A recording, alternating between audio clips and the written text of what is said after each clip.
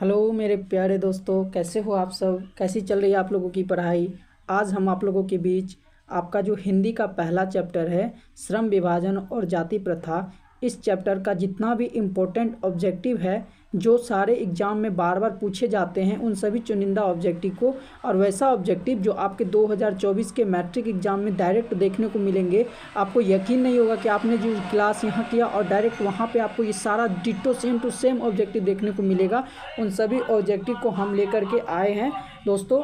आज हम जो क्लास करने वाले हैं उसमें उन सभी ऑब्जेक्टिव को करेंगे जो आपके बोर्ड एग्जाम में बिल्कुल देखे जाएंगे। ठीक है दोस्तों, तो चलिए हम लोग जल्दी से क्लास को शुरू करते हैं और उन सभी ऑब्जेक्टिव को अच्छे से कवर करते हैं। ठीक है दोस्तों, जितना भी इम्पोर्टेंट ऑब्जेक्टिव हम सारा कवर करेंगे। और दोस्तों, आपका जितना भी सब्जेक्ट है क्लास 10th में, मैथ, साइंस, सामाजिक विज्ञान और आपका हिंदी, इंग्लिश, उन सभी का जो इम्पोर्टेंट ऑब्जेक्टिव होगा उन सबको हम लाएंगे। हर एक ऑब्जेक्टिव को हम ऐसा कवर करेंगे कि आपका एक भी ऑब्जेक्टिव नहीं छूटनी चाहिए। और दोस्तों, अगर आपको सब्जेक्टिव का भी वीडियो चाहिए तो आप हमें कमेंट जरूर करें, हम आपके लिए सब्जेक्टिव का इम्पोर्टेंट क्वेश्चन लेकर के आएंगे। ठीक है दोस्तों, तो चलिए हम लोग क्लास को स्टार्ट करते हैं। चलिए, हमारा पहला क्वेश्चन क्या कह रहा है दोस्तों।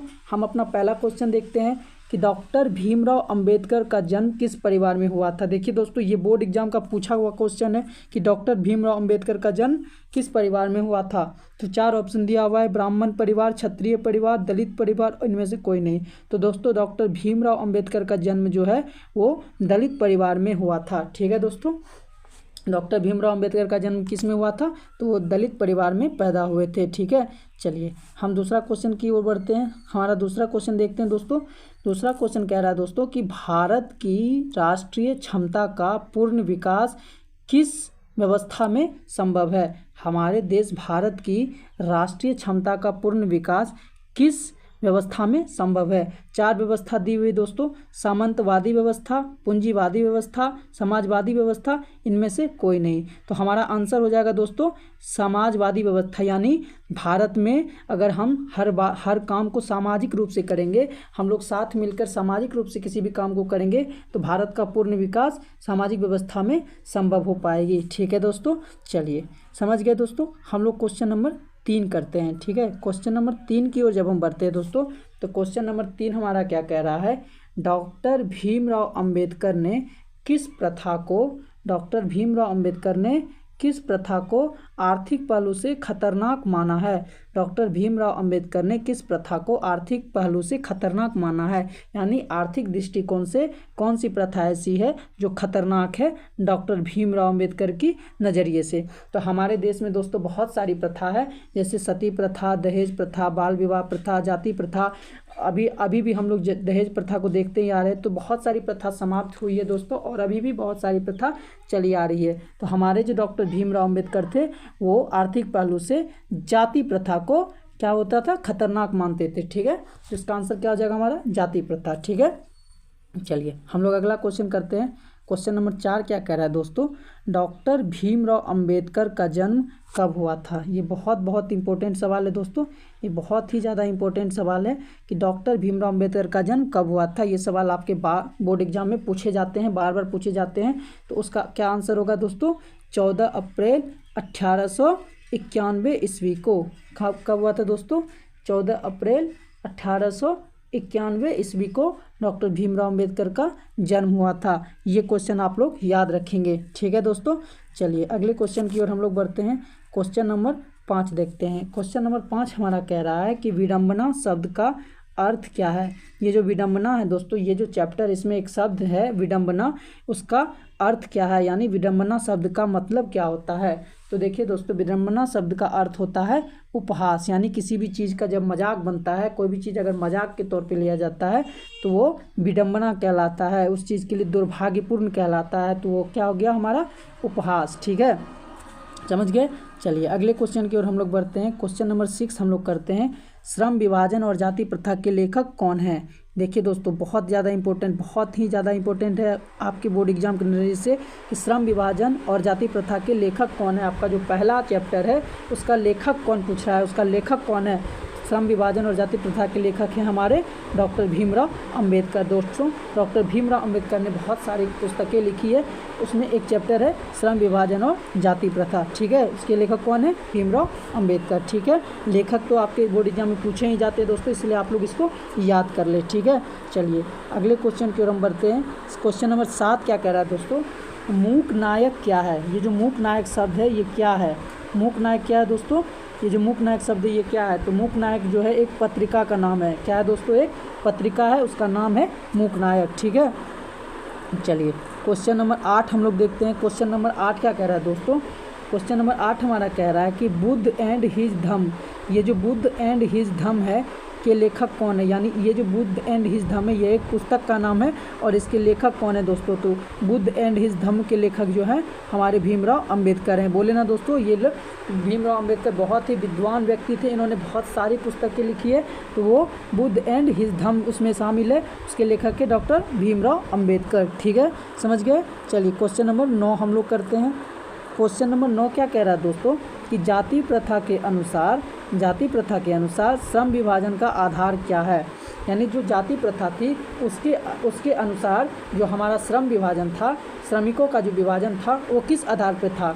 तो दोस्तों आपको बता दें कि जाति प्रथा के अनुसार जो हमारा श्रम विभाजन था वो पैतृक पेशा पर आधारित था। यानी जो पैतृक जो पिता का पेशा था वही पुत्र का पेशा होगा, ये जाति प्रथा के अनुसार था दोस्तों।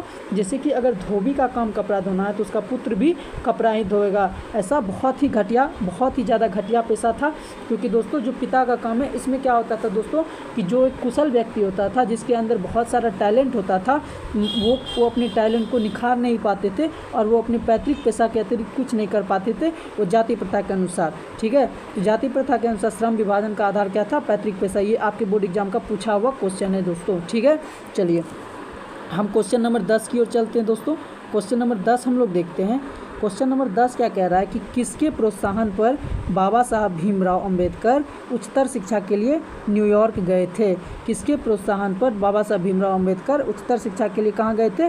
न्यूयॉर्क गए थे। देखिए इससे एक और ऑब्जेक्टिव पूछ सकता है दोस्तों आपसे कि बाबा साहब भीमराव अंबेडकर अपनी पढ़ाई पूरी करने के लिए विदेश में कहाँ गए थे? तो उसका आंसर क्या होगा? न्यूयॉर्क। और इस क्वेश्चन का आंसर क्या होगा दोस्तों कि किसके प्रोत्साहन पर बाबा साहब भीमराव अंबेडकर उच्चतर शिक्षा के लिए न्यूयॉर्क गए थे? तो ये बड़ौदा नरेश, जो बड़ौदा के राजा होते हैं, नरेश का मतलब दोस्तों राजा होता है, ये जो हमारे बड़ौदा के नरेश थे उन्होंने बाबा साहब भीमराव अंबेडकर को अपनी पढ़ाई पूरी करने के लिए कहाँ भेजे थे? न्यूयॉर्क भेजे थे। ठीक है दोस्तों, चलिए समझ गए यहाँ तक। हम लोग अगला क्वेश्चन नंबर 11 करते हैं। ठीक है, क्वेश्चन नंबर 11 क्या कह रहा है दोस्तों? जाति प्रथा किस प्रकार का श्रम विभाजन है? श्रम विभाजन जो है दोस्तों बहुत प्रकार का श्रम विभाजन होता है, तो जाति प्रथा जो है किस प्रकार का श्रम विभाजन है? यहाँ पे आपको 4 ऑप्शन दिया हुआ है। यहाँ पे 4 ऑप्शन दिया हुआ है कि अस्वाभाविक है, प्राकृतिक है, स्वाभाविक है और संवैधानिक है। तो श्रम जाति प्रथा ये जो है अस्वाभाविक, ये किसी भी प्रकार से स्वाभाविक नहीं था, यानी अस्वाभाविक श्रम विभाजन था। ठीक है दोस्तों, समझ गए? चलिए अगले क्वेश्चन की ओर हम लोग बढ़ते हैं। क्वेश्चन नंबर 12 हम लोग देखते हैं। डॉक्टर भीमराव अंबेडकर का जन्म कहाँ हुआ था? डॉक्टर भीमराव अंबेडकर का जन्म कहाँ हुआ था? बहुत इंपॉर्टेंट क्वेश्चन है दोस्तों, इसको आप लोग रट ले। डॉक्टर भीमराव अंबेडकर का जन्म जो है महू मध्य प्रदेश में हुआ था। मध्य प्रदेश में एक जगह है महू, वहाँ पे डॉक्टर भीमराव अंबेडकर का क्या हुआ था? जन्म हुआ था। ठीक है, ये आपके बोर्ड एग्जाम में आपको पूछा जाएगा। ठीक है, समझे? चलिए हम लोग अगले क्वेश्चन की ओर चलते हैं। क्वेश्चन नंबर 13 हम लोग देख लेते हैं। क्वेश्चन नंबर 13 क्या कह रहा है दोस्तों? क्वेश्चन नंबर 13 कह रहा है कि डॉक्टर अंबेडकर ने किस पत्रिका का संपादन किया था? यानी डॉक्टर भीमराव जो अंबेडकर थे वो किस पत्रिका का संपादन किए थे? ठीक है दोस्तों, तो वो उन्होंने बहिष्कृत भारत नाम की एक पत्रिका थी जिसका संपादन किए थे डॉक्टर भीमराव अंबेडकर। बहिष्कृत भारत में जो है दोस्तों जितनी भी प्रथा थी, जो जाति प्रथा, बाल विवाह प्रथा, दहेज प्रथा, सती प्रथा, सारी प्रथाओं को और भारत को मतलब भारत में जितनी भी गलत प्रथा थी उसका उल्लेख किया गया था, जिसका नाम था बहिष्कृत भारत। ठीक है दोस्तों, क्वेश्चन नंबर 13 का आंसर सी हो जाएगा। चलिए क्वेश्चन नंबर 14 की ओर हम लोग चलते हैं। क्वेश्चन नंबर 14 हमारा कह रहा है दोस्तों सच्चे लोकतंत्र का पर्याय है, यानी सच्चे लोकतंत्र का पर्याय इन चारों में से कौन है दोस्तों? इन चारों में से वैसा कौन सा है जो सच्चे लोकतंत्र जैसा शब्द है? ठीक है, तो सच्चे लोकतंत्र का पर्याय हमारा क्या हो जाएगा दोस्तों? भाईचारा। यानी अगर हम भाईचारे की भावना रखते हैं तो वो एक सच्चे लोकतंत्र का पर्याय कहलाएगा। ठीक है दोस्तों, चलिए क्वेश्चन नंबर 14 तक हो गया। हम लोग अगले क्वेश्चन की ओर चलते हैं। क्वेश्चन नंबर 15 हम लोग देखते हैं दोस्तों। क्वेश्चन नंबर 15 क्या कह रहा है दोस्तों? आधुनिक सभ्य समाज श्रम विभाजन को आवश्यक क्यों मानता है? यानी आधुनिक हमारा जो समाज है, अब सभ्य समाज जो है वो श्रम विभाजन को आवश्यक क्यों मानता है? आपके पास 4 रीजन दिया हुआ है। इन चारों में से कौन सा आंसर होगा दोस्तों? ये आपके बोर्ड एग्जाम का पूछा हुआ सब क्वेश्चन है दोस्तों, आप लोग इसको जरूर पढ़ें। तो आधुनिक सभ्य समाज श्रम विभाजन को आवश्यक क्यों मानता है दोस्तों?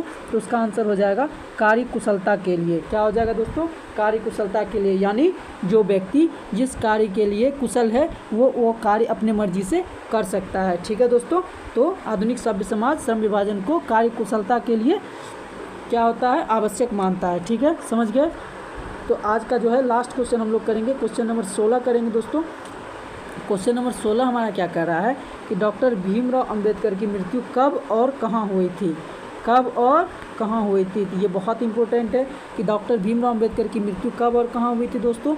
डॉक्टर भीमराव अंबेडकर की मृत्यु दिल्ली में हुई थी। और कब हुई थी? तो 1956 ईस्वी में हुई थी। डॉक्टर भीमराव अंबेडकर की मृत्यु दिल्ली में 1956 ईस्वी में हुई थी। समझे दोस्तों? तो ये आपका जो था ये पहला चैप्टर का जितना भी इम्पोर्टेंट क्वेश्चन था दोस्तों वो सभी हम लोगों ने किया। इससे बाहर एक भी क्वेश्चन आपके बोर्ड एग्जाम में नहीं पूछे जाएंगे। ठीक है, तो चलिए आप लोग अपनी पढ़ाई जारी रखिए। हम आगे आते रहेंगे नया मतलब हर चैप्टर का, हर सब्जेक्ट का वीडियो लेकर के, ताकि आपके बोर्ड एग्जाम में अच्छा से अच्छा मार्क्स आ सके और आप अपनी तैयारी को बूस्टर लेवल पर यानी बेहतर तैयारी कर सके। ठीक है दोस्तों, तो मिलते हैं आपसे अगले वीडियो में अगले टॉपिक के साथ। तब तक के लिए आप लोग पढ़ाई जारी रखिए। धन्यवाद।